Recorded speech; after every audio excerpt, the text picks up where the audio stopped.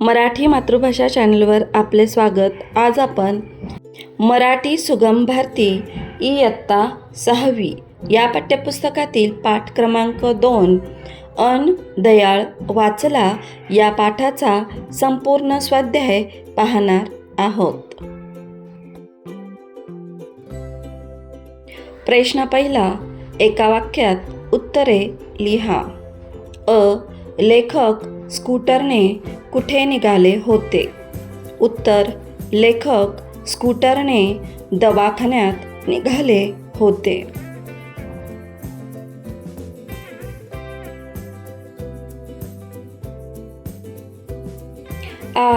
रस्त्याने जाताना कोणती घटना घडली?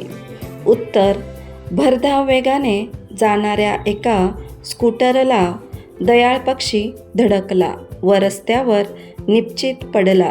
ही घटना घडली.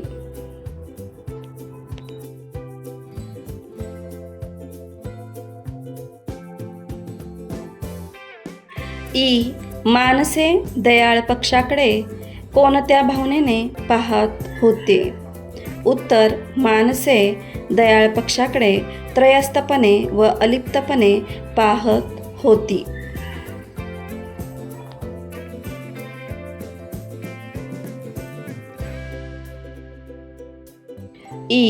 तीन कावळे तारेवर कशासाठी बसले होते?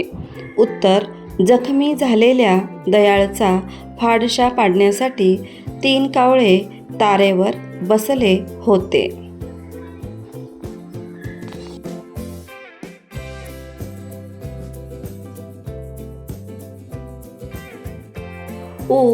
लेखकाने दयाळ पक्षाला कोठे नेले? उत्तर, लेखकाने दयाळ पक्षाला दवाखान्यात नेले.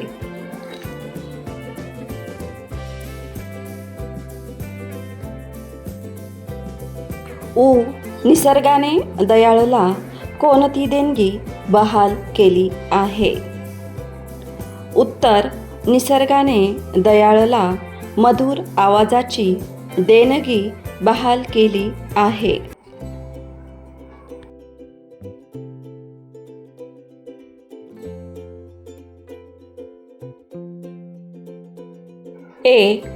दयाळ उडून कोणत्या झाडावर बसला? उत्तर, दयाळ उडून शिरीषाच्या झाडावर बसला.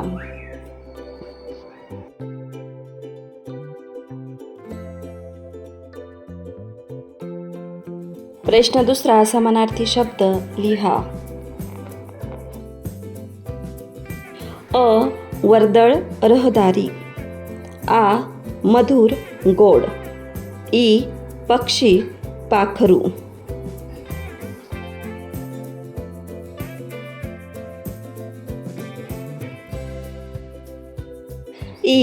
आकाश आभाळ.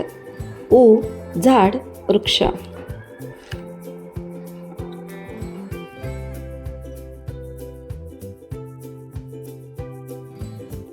प्रश्न तिसरा, विरुद्धार्थी शब्द लिहा. भरधाव हळू.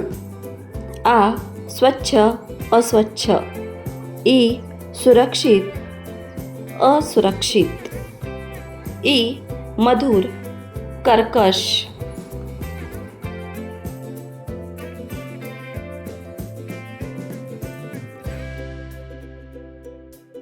प्रश्न चौथा, खालील प्रसंगी तुम्ही काय कराल? पक्षी प्राणी जखमी झालेला आढळला. उत्तर, त्याला दवाखान्यात नेऊ.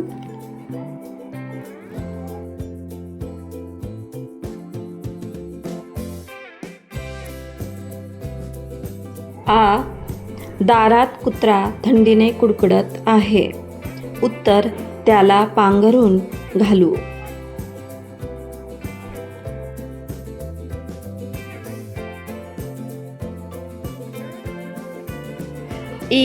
एखाद्या वृद्धाला रस्ता ओलांडायचा आहे. उत्तर, त्याला रस्ता ओलांडण्यासाठी मदत करू.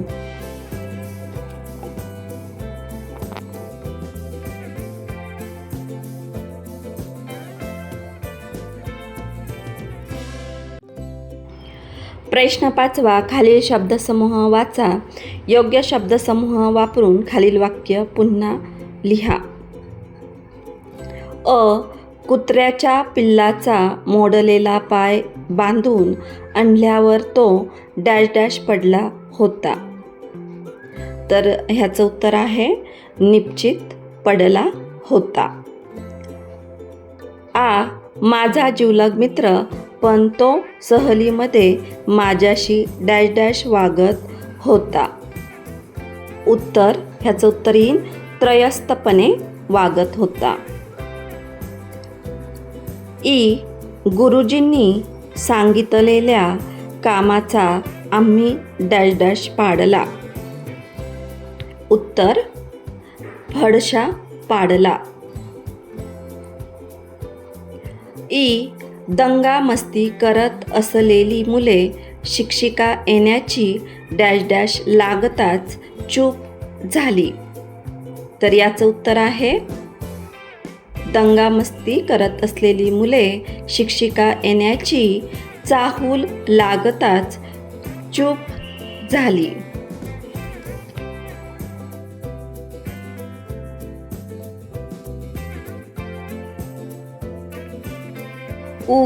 रस्त्यावरील अपघाताची बातमी डॅश डॅश येताच माणसांचा लोंढा त्या दिशेने जाऊ लागला.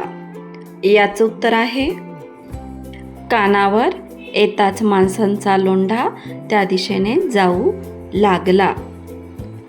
पुढचा आहे गवतातून जाताना आवाज झाल्याने मी डॅश डॅश घेत चालत होतो. ह्याचं उत्तर आहे कानोसा.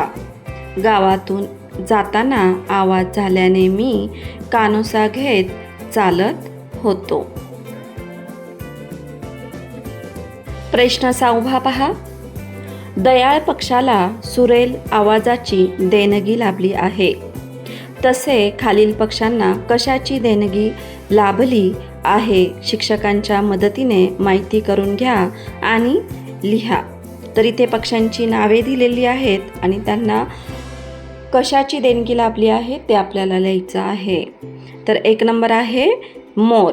तर मोराला लाभली आहे सुंदर पिसाऱ्याची देणगी. मग इथे आपल्याला लिहायचं आहे सुंदर पिसारा. पोपट मिठू मिठू बोलतो. 3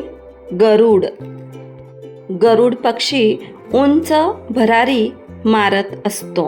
म्हणून इथे आपण लिहिणार आहोत उंच भरारी.